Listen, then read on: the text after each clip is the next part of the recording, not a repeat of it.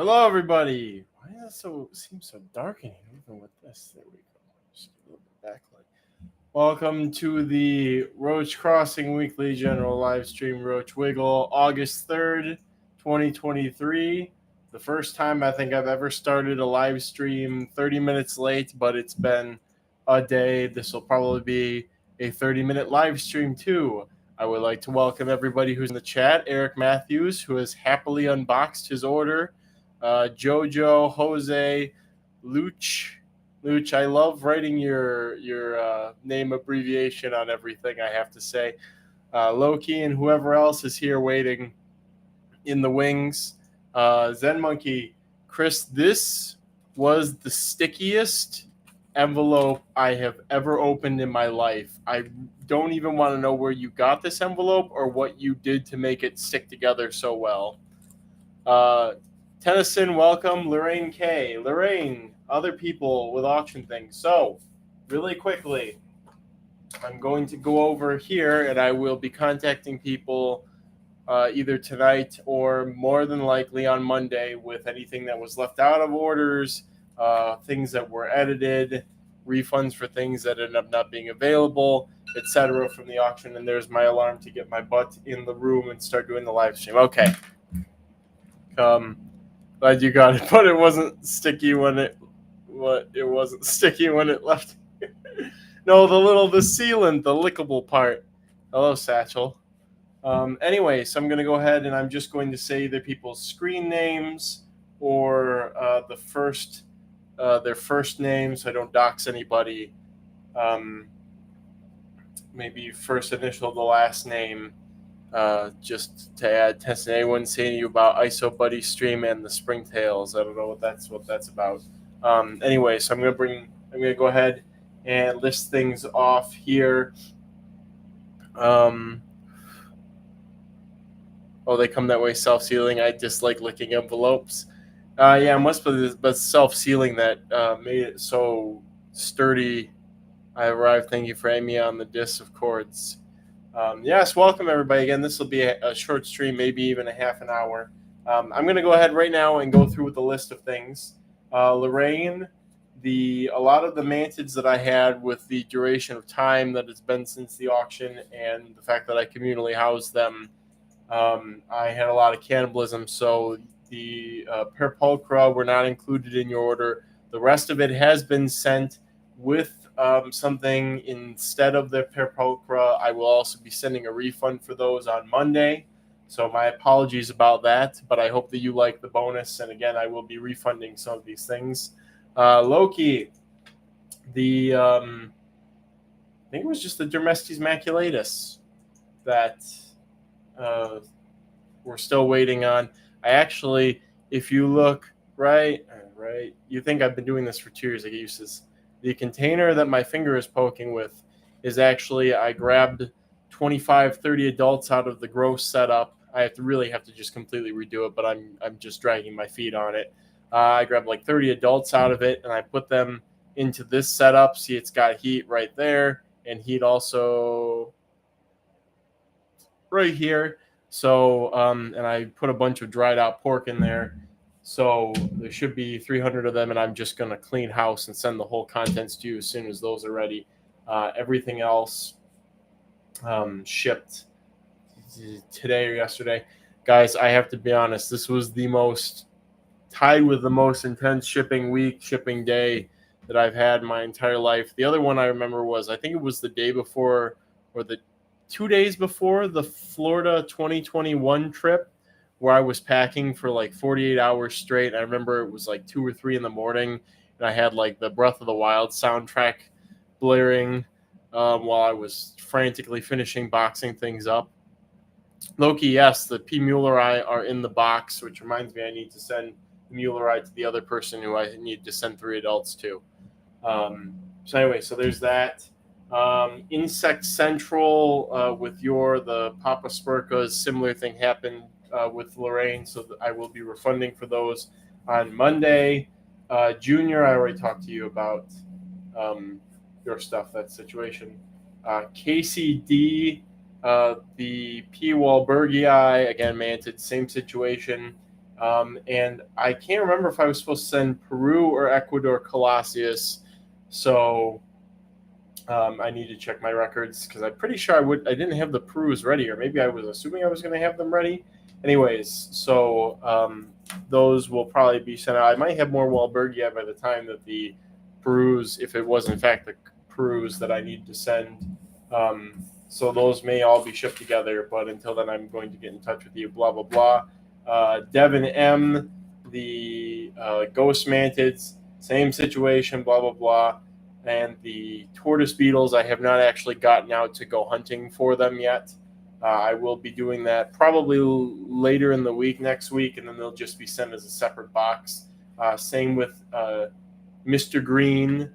Your tortoise beetles are in the same boat. However, I did send the host plant with both. One of the host plants, I said to everybody who got the tortoise beetles is going to get a free swamp bindweed. So the host plant is included in both of the boxes I've sent out to both of you.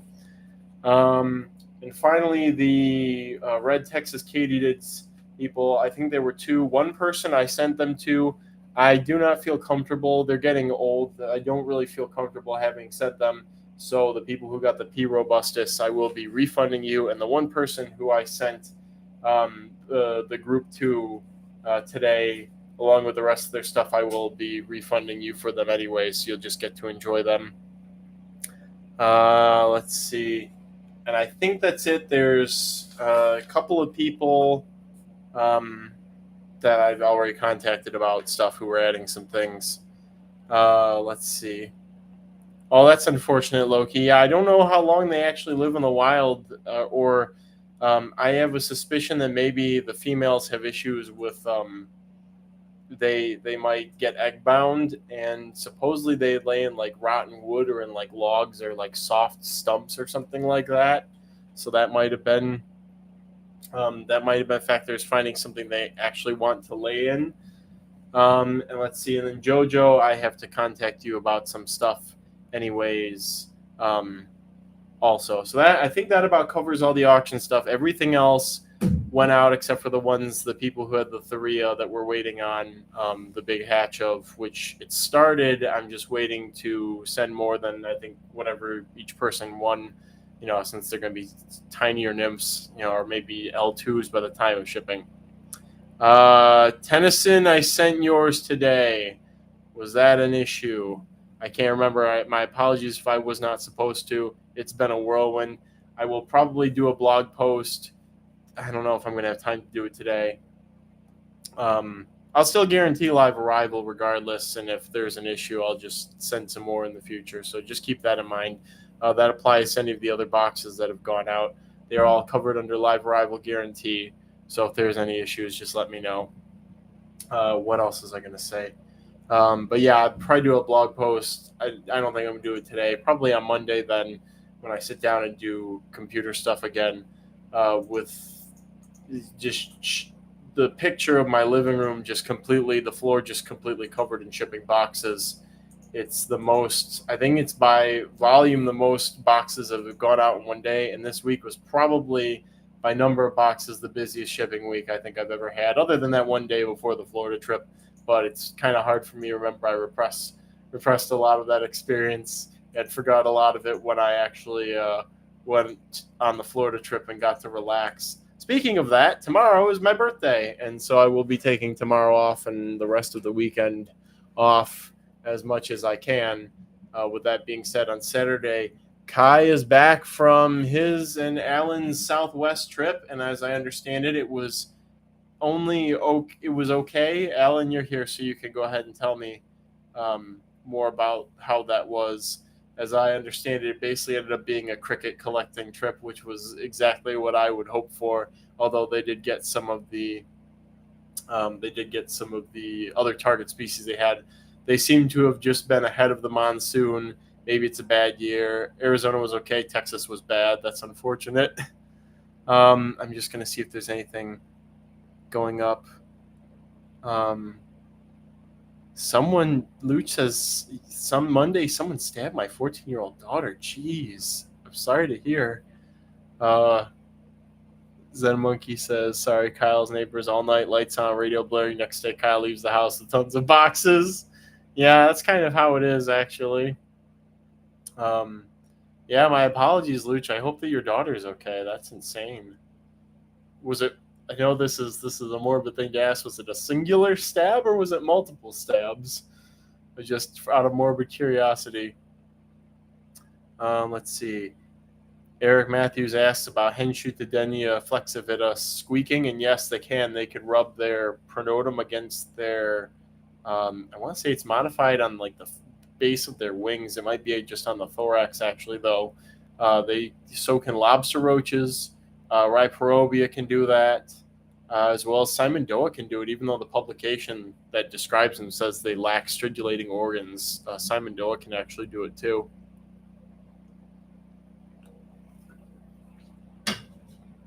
Deplanata. Oh crap! Was I supposed to send you some of those, Tennyson? Send me a text, Tennyson. I'll just write at you on to next week's shipping stuff. I need to send some Deplanata.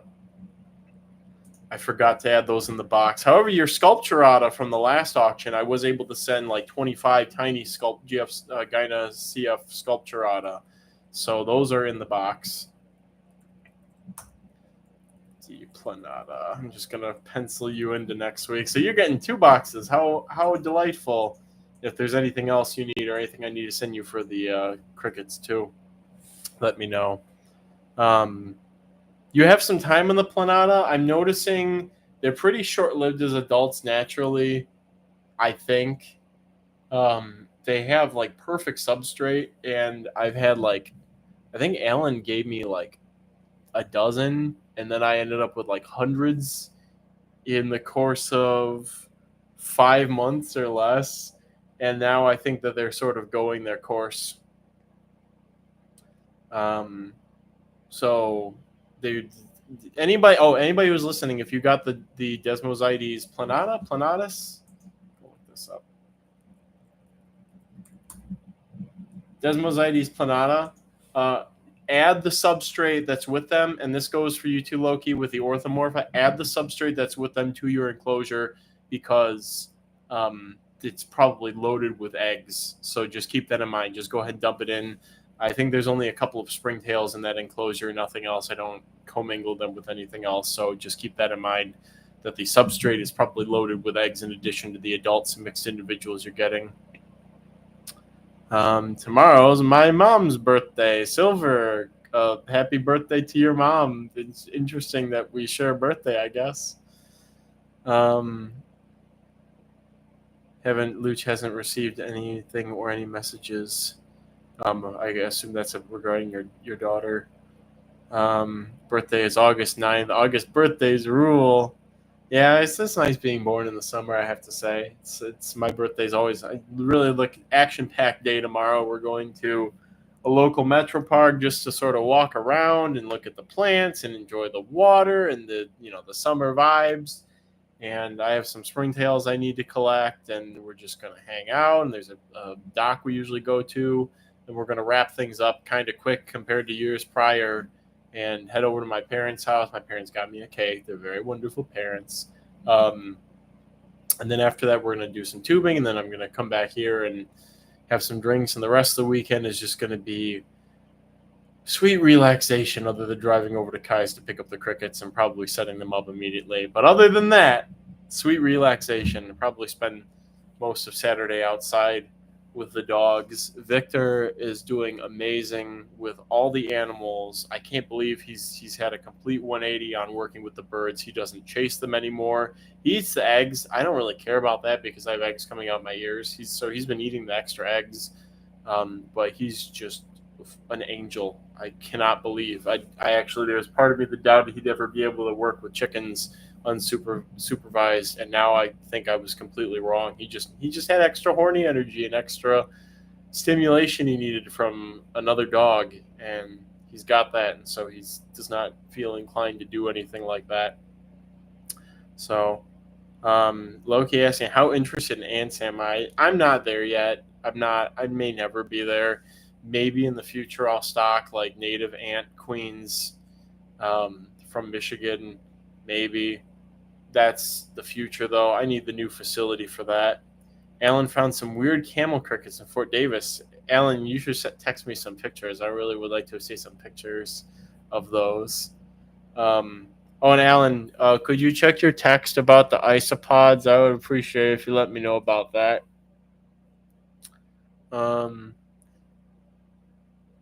Is it true that Leos don't get along with Cancers? I was always told that. Oh, we have I can't remember. Is it astrology or astronomy? I don't remember. I don't care enough to look it up either. Kyle has to draw the line somewhere. Is my order one of the ones being shipped? Yes, it was already sent, Jose. Anybody, if you are not one of the people that I explicitly listed previously in this live stream with, saying, oh, I have to refund you, or your order was shipped minus this, or if you were not one of the Therius people, or Braden or Jojo, your order was shipped this week. So USPS should have forwarded the tracking. It is in my TOS or my terms and conditions page. USPS is notorious for sending tracking. Maybe I should no, sun's still too bright. USPS is notorious for sending tracking information to people's spam or trash. So keep that in mind. And I know that it does forward it because many people will tell me that they got shipping notifications and asking, oh, is my box due this week or whatever, when they received a shipping notification. So Aaron of Vegas stream one, maybe in the fall, actually, when I get through rehoming all the Aaron of Vega. It's really something in here, guys. I am serious. I'm going to get another rack for in here. Right over there. It'll probably jut into the corner of the screen and probably block some of the light from that. That might actually be good. Dan Greiner has criticized me for the lighting on the stream. I can't blame him, especially at this time of year. But I'm just not ready to go to the next level yet, especially if I'm going to be moving. Maybe I'll get one of those light disc things over here or something. I could look at more professional streamer setups in the future, but we'll see. So anybody else have any other questions? I didn't get a tracking number this time. Check my spam too, which is weird because I got it the last 2 to 3 times. Let's see if I can just send that to you. Oh, Braden, I just see that you sent payment for the Rhino Roaches. I appreciate that. I would not have seen otherwise, since I will probably not be checking emails until Monday again. So thank you. Let me get Loki tracking info. But yes, it should be sent. And that is interesting that it was sent before, but not this time for some reason. Oh, Lord. So many things to go through this week. I left like a gigantic mountain of boxes at the post office. It took up like two of the closed, what do they call those? Desks, stations, etc.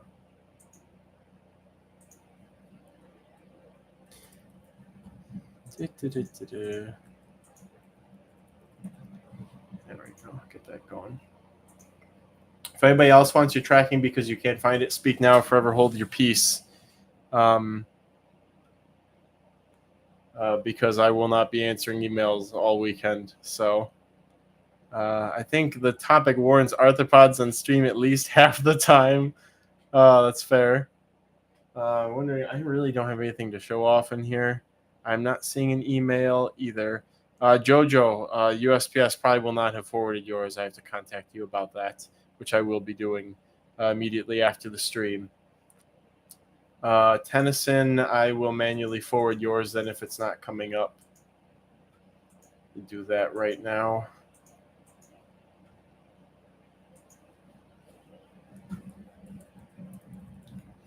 I mean, this is arthropod and arthropod adjacent topics, basically. Today. I'm very tired. Just eyes are sore from flipping between screens and staring at bug containers with the headlamp on. Okay, Tennyson, your tracking is outbound right now.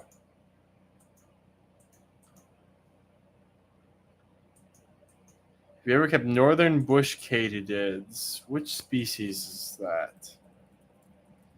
Is that... Oh, Scuduria. Yeah, I have kept them.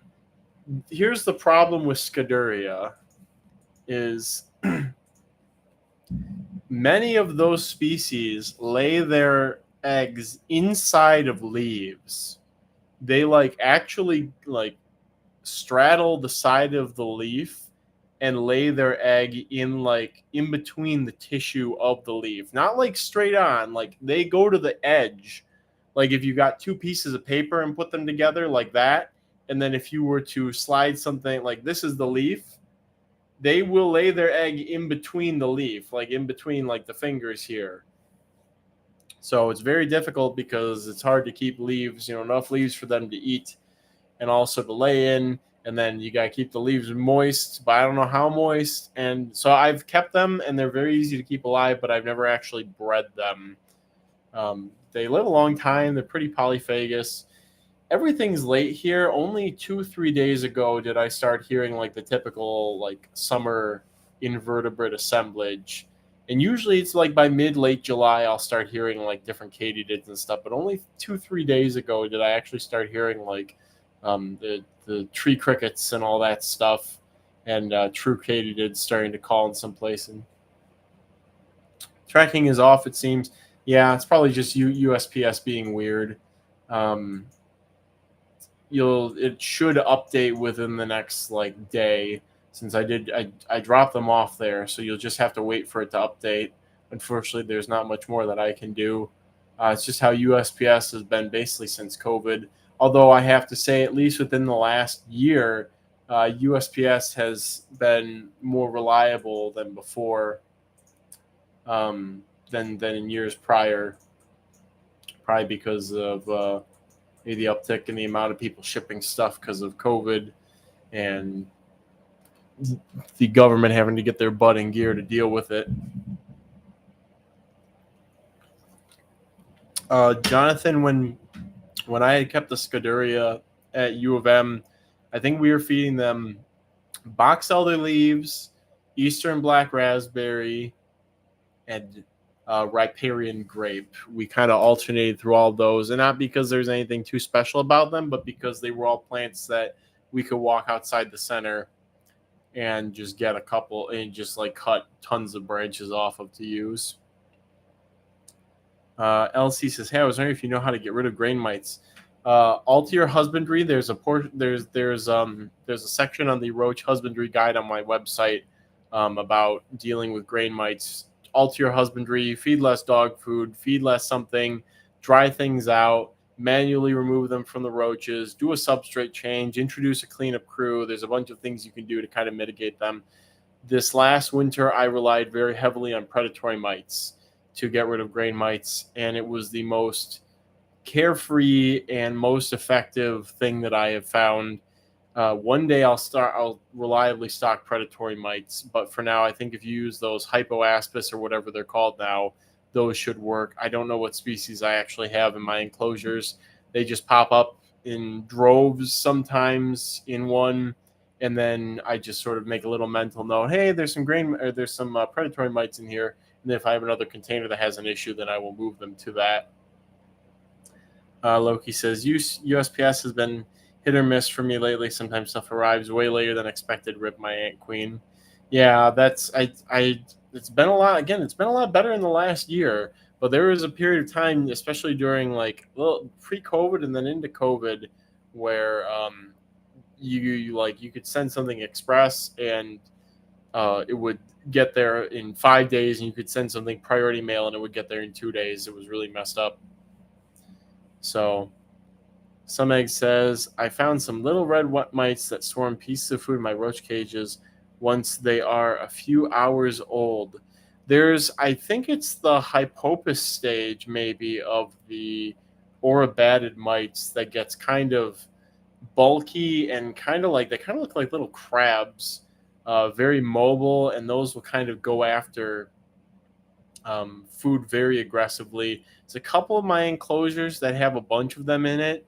Uh, they in the past they've been a problem sometimes, but currently they don't seem to be doing anything bad in the couple of enclosures they've been in for like 2 years. In fact, they seem to be like really dealing with um, the the the waste from the roaches in those containers. And the isopods that are in those containers have been completely unaffected by them too, which is weird because I would think that since I found them clinging to roaches and feeding on them a handful of times, uh, that I kind of thought that they would eat like isopod babies and stuff like that, but it doesn't seem to be the case. If anything, they might just outcompete them if there's not enough food. It's just kind of a complex thing. I don't like having them in the enclosures, but there's very little I see myself doing to deal with them at the moment, and they seem to go away more during the winter a bit. Braden, I don't think it's a bad idea to keep Sei in your Compsotes container if you want more Sei. Do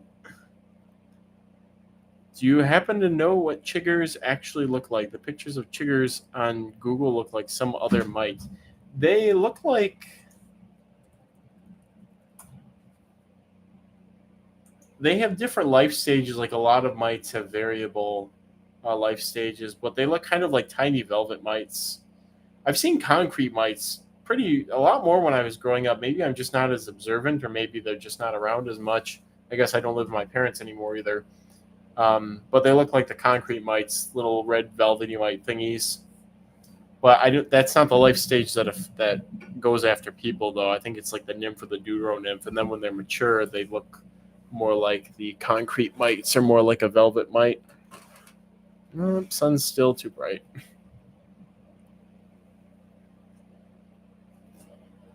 Oh boy. So we're coming up on 27 minutes. If anybody has any questions or would like the tracking number for their I'm so tired, guys. Tracking number for their auction order or about any modifications to their order, speak now or forever hold your peace. I've been seeing arachnids that look like tick nymphs, but even smaller than the ticks that I've been seeing early in the season. Could be chiggers. We don't have them in Michigan, so I haven't spotted them, and there are other life stages. You keeping any rare millipede species? Depends on what you mean by rare. Those little Cherokee or something from Huntsville, I think, are kind of rare. I am keeping quite a few millipedes. Whether or not I'm going to have success breeding them is a different story, so I would prefer to hold my tongue before speaking about... Oh, you guys can see my mic. Let's get that out there. There we go. I'd prefer to hold my tongue before I go making promises about having a lot of species or something. Kenyan redleg millipedes. The Epibolus pulchripes maybe is the ones. I do have those. I don't know if they bred. I will be checking millipedes next week. I really wanted to do it this week, but I've had a lot on my plate, and fortunately the millipedes, can go quite a while without maintenance. And I have been on top of their maintenance the last 6 months, ever since I think it was at the end of the year last year, where I was freaking out because I was like, guys, all my millipedes, I haven't taken care of them in 8 months or something like that. And then I checked on them, and a lot of them were fine. And then I really refreshed a lot of the enclosures, and that's paying dividends into the future now. Although I need to do that again, actually, if I want up my production. Loki says, the fire millipedes you sent me last fall seem to all be female, so I'll need to contact you next week by getting maybe a sex pair, so I know I have both sexes for sure. Yes, contact me as soon as possible about that, Loki, because I'm right now, the Splendidus colony is at the peak of the adult cohort forming, so it's I've tried to sell younger ones to people so that they will be more sturdy during shipping. And also because it's a very bad idea to sell all of your adults, because then you don't get to make more millipedes. But anyways, so right now I have a lot of adults or close to adults, and so it's a good time to get a male is now. Otherwise, it's going to just be smaller ones available in the future.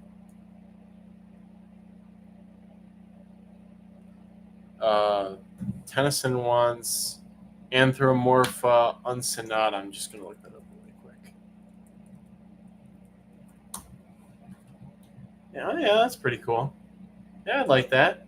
Actually, I think Alan was the one who told me that those have made their way into people's collections. So maybe I'll get them eventually. I need another Desmosites situation where a friend gets them and gets a bunch of them, and I don't have to pay the obscene prices that some other websites are asking for them. So,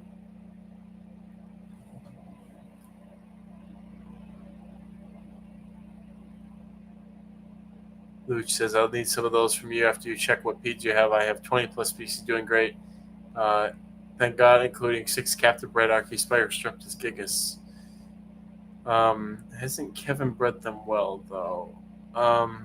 No, I don't know. Who Kevin who? Yeah, I don't know anybody who's working with them. Alan was telling me he was lusting after them. Testing Kingsley, I think he did before I got in the hobby. After a few generations, his also died out. So here's the thing with a lot of these little flat millipedes, and I feel like I have enough experience now having bred Oxidus very reliably. This will be my last tangent before I wrap things up. Is a lot of these flat millipedes have very high metabolisms, especially the smaller ones, and they seem to like food that's in a very specific state of moisture or decomposition. So you can get, you get you get your starter colony of like a dozen or 20 or something like that. You throw them in a big container, and you got all the leaves, you got all this food for them, all that stuff, etc. And then you get a huge explosion of babies, and then it's like, yeah, they're doing great, I'm breeding them. And at some point, unless you are constantly adding fresh food and fresh material, they will just be churning all that material into substrate very quickly. And with their high metabolisms, and because you now have several hundred in a enclosure instead of just a dozen, they're competing for resources, they're competing for space, etc.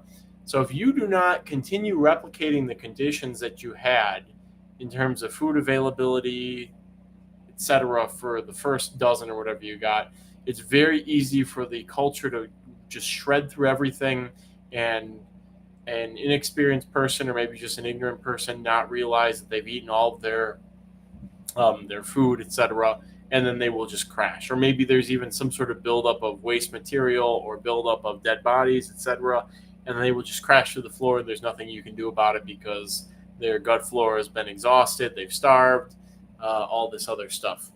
So something to keep in mind with wild populations of things like millipedes is, in captivity, there's a finite amount of resources that they can have. And sometimes it's good. A lot of spirobolids are fine with living on top of each other at a certain point. When you put in enough food, you have a good microbiome in the enclosure. They'll just tear through whatever you put in there. But then there's millipedes like the flat millipedes, which are more mobile. They don't necessarily colonize like one stationary food source. And so that one millipede can crawl dozens of feet in a night to find just the right pieces of organic matter that it wants to eat. It has no walls, it has no barriers, it has no limitations on where it can travel as long as it's humid or the conditions are right for it to be out. And in nature, organic matter in a lot of places is just raining down from the heavens constantly, or there's a heavy seasonal influx of it. And it's something that we have to try and keep in mind in captivity for things like millipedes, is the fact that they can pick just their favorite things that they want to eat, and they have basically unlimited amounts of that in the wild, and the restriction is the conditions that they can come out and forage in. So in captivity, of course, they run out of things, and they can't just, move 20 feet and find another patch of habitat that has just the right food in just the right state, and so they die. So Alan, if you need more desmosites, I have like hundreds, maybe even thousands right now, so I can help you out there. However, my Helicorthomorpha crashed last fall again during the time where I was like, oh, I need to check out my millipedes. So I actually need them again. And if yours crashed and mine have crashed, and Carlos didn't send me anymore, that means I'm going to have to go get more from Florida in 2024 on a Florida trip. So I really hope that's not the case. But Orthomorpha desmosites are doing phenomenal, and I'm going to keep it that way. I keep closer tabs on those guys now to keep them going and happy. So I'm going to answer Eric Matthews' question really quickly and then wrap things up about maximizing reproduction for ivory heads. Lots of food, a nice humidity gradient in the substrate from front to back or up to down. Temperature, good temperature in the 80s during the day, can drop to whatever at night, doesn't really matter.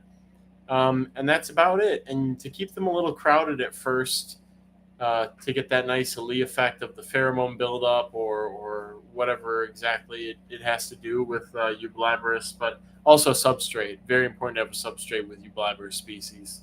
So, okay, everybody, I went a little bit over. That's okay, though. Thank you, everybody, for being so patient with the auction stuff. It was quite the challenge to get it all out, or at least most of it out.